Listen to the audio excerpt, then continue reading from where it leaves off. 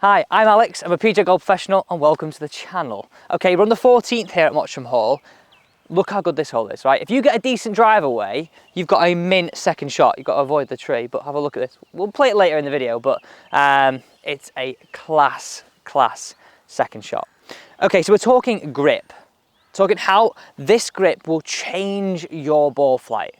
Now, if you come down to Mottram Hall, you would get the same lesson. If we're looking to hit it longer, looking to hit it straighter, we've got to make sure we've got a good hold of that golf club. But I also want you to experiment with, if we're changing that grip, how does that affect our club face? Does that help us move it more draw? Does that make us move it more slicey? Or does it allow us to hit it straight? Let's get into the video. So how I always think about this is it's a bit of an experiment. It's seeing what this grip does to your ball flight, because you've got to understand your grip has got to complement the way you release it. Now take someone like John Ram. He has quite a weak grip, but really strengthens that face. Okay, so it's understanding, and you've got to test this, right? As a golf club player, as a mid-handicapper, as new to this game, you might not know what's good for your game just yet. So let's see what happens. Okay, we're going to start off with what I kind of call a little bit of a weaker grip. So we're going to go just sort of 2 knuckles or maybe 1.5 knuckles showing on our glove hand, and both creases just sort of pointing just to maybe where my sort of my Golf Buddy logo is. So a little bit of a weaker grip. Now, as I said, if you're someone who really strengthens this club face on the way down and is powerful in the way they turn, this might help you. This is for you to just follow right now, and honestly, get 3 golf balls and go through this. So let's hit the first one away and see what it does for me. So I've gone weaker grip. So that's produced a fade, or borderline onto quite a big fade. Now, if you want to try these things, you might actually develop some shots as well. So what tends to happen for most players, and I would put myself in this category, if we get a weaker grip, our ability to release this club face and square it up relative to our path, it's reduced. It's more likely to point to the right. Okay, let's now go neutral.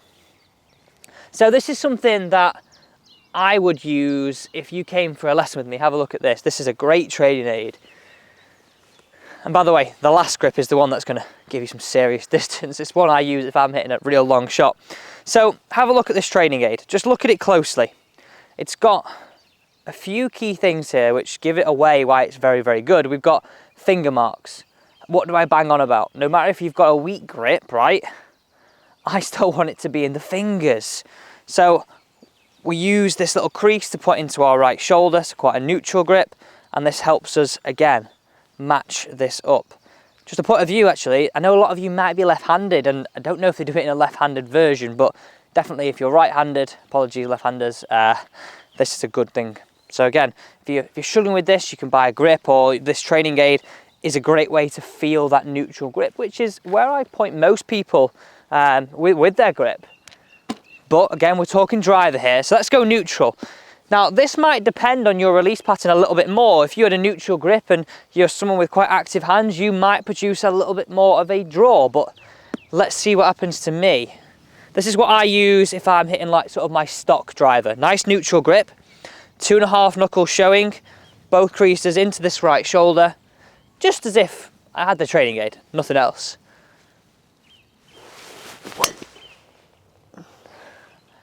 Again, for me, that produces a little bit of a fade. Okay, by the way, did you all enjoy the giveaway that we had on these drivers? We will have some more giveaways coming up very, very soon, because you know what? Guys, you've been mega. You've been mega. Your support's been class. Right, the final grip. Also, I should say, after a lot of people put in, oh, the X is a great version. I've actually brought the X out here. Set on 10.5, it's producing a bit of a higher ball flight, but I'm hitting it a little bit straighter because it's getting a little bit more spin, which is nice. The LS version, which is the lower spin version, has the weights a little bit closer and reduces spin. Yes, I might hit it a bit further, but can go a bit wild. Right, here we go. The grip you've been waiting for. This is what I use. So two kind of areas where I'd use this is if I'm playing with my mates, right, and I'm like, right, come on, I'm going to give this full beans here, making sure I hit it past them. Josh is behind the camera, he's smiling. I like, right, this is the grip I use. Also, if I've got like a wide open fairway where it's a par 5 and I hit a good drive away, I might want to get up in 2. Basically, the scenario where hitting the fairway is a little bit sort of reduced and it's more about distance. Like on a tight hole, you might not want to try this, but if you're looking for some distance and maybe losing a bit of accuracy, and I think that goes hand in hand sometimes. I mean, look at Bryson, look at his injury. Hopefully he makes it back for the Open. I doubt it though. Okay, so what I want you to feel now is we're going to go stronger. I'm going to go sort of 2.5 to 3 knuckles, so I can see this knuckle here. And what happens here is, for me, this allows me to release this club a little bit more. I would aim a little bit out to the right, and it helps me hit more into out with a closed face, which gets me to hit it further, okay? Adding distance. But I only know this because I've tried all those 3 grips before. I've gone weak, I've gone neutral, I've gone strong. And go at the driving range now, try this on the golf course, or whatever you want to do, see which one lines up for you. I would say, as a rule of thumb, 90% of people that do come to me, going stronger with their driver grip really does help them. Going stronger and feeling as though they're hitting into out, irons out their ball flight, and most of the time they'll hit it pretty straight. Okay, for me, he says it should produce a little bit of a draw. It actually sort of comes out a little bit straighter.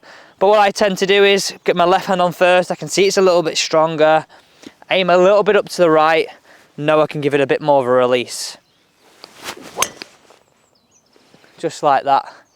And it just gives me the freedom of being natural and understanding how orientating your hands differently on the golf club will produce slightly different results in this release.